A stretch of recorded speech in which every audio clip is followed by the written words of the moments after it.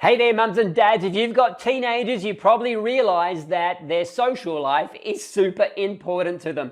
And as they get older, they become more and more expenses associated with just socializing, going out with your friends and all those sorts of things. So in this video, I'm going to share with you a letter that I wrote to my kids explaining to them that just because they've got a budget, it doesn't mean they don't have to have fun, but they do need to find a balance.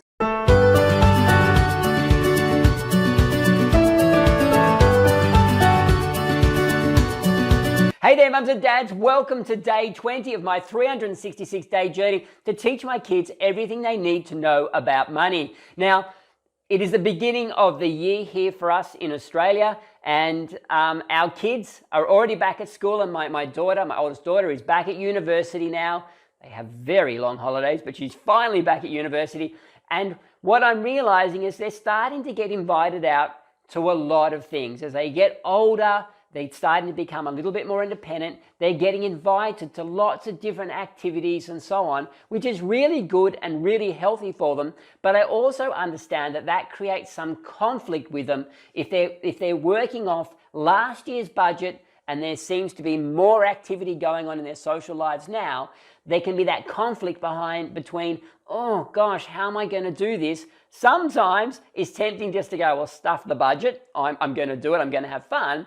And sometimes it's going to be, no, I can't go up, it's not in the budget. So it's really important that our kids get to the point where they can find that balance, that they can acknowledge that there are more things going on, and that yes, maybe they need to make more room in their budget if they can to allow for those things, but it always comes at a cost. So where we start to increase our budget in one area, we're probably going to have to decrease it in another.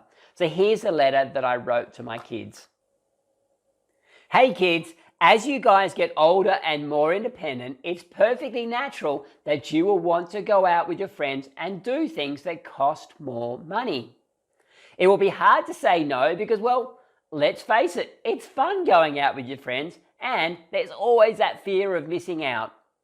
It's at this point that things can really go off track with your budget. It will be easier just to ignore your budget and pretend certain expenses just didn't happen than it will be to say no. The worst times for this will be when you first start university and then again when you first start full-time work. These are when you need to adjust to a new groove of life. Sadly, this is where so many people get themselves off track financially and get themselves into a whole heap of debt. And I don't want that to be you. So the purpose of today's letter is not to be the fun buster and to tell you that you shouldn't do all these fun things.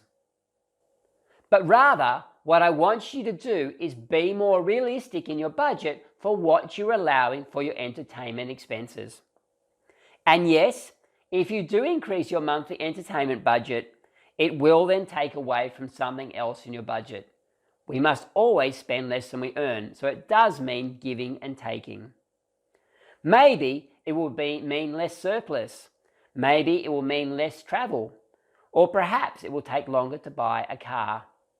But it is super important that you maintain your budget, your spending reflects your priorities, and you are honest with yourself in regards to your spending. I love you, kids. Dad. So, mums and dads, I hope you're seeing what I'm doing there is I'm helping my kids rather than, judging my kids and giving them a hard time and saying you shouldn't be spending that much money. Because I have to say, when my oldest daughter, Hannah, started getting all these invites to go out to different places, the first thing that came to mind was, I wonder how she's affording all these things. Now, I don't want to be like that. And I don't want her to detest her budget because of it either. So what we need to do is help our kids really understand that there is only so much money, but we also need to be realistic that, hey, if this is the stage of life that I'm in, then maybe I should be allowing a little bit more in entertainment, but acknowledging at the same time that that money needs to come from somewhere.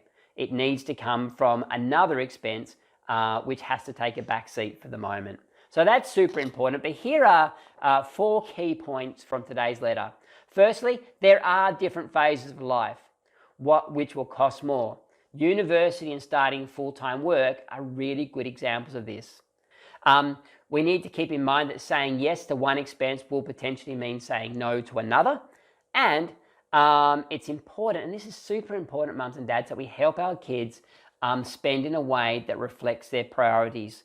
So often our kids, and as same with us, we have these goals and dreams for life, but what happens is somehow we get sidetracked and we end up wasting all our money on food and coffees and those sorts of things, and then wonder why the mortgage isn't getting paid off, why we're not able to take the holidays, and so on. It's just dribbled through our fingers, and that's a really good example of where our spending hasn't matched our priorities. So very important we help our kids get on track with that. And to continue following my journey as I teach my kids everything they need to know about money over the next 12 months, please click on the subscribe button, my left, your right, click on that button, and together we can teach our kids everything they need to know about money so they can live their lives, pursue their dreams free of money worries.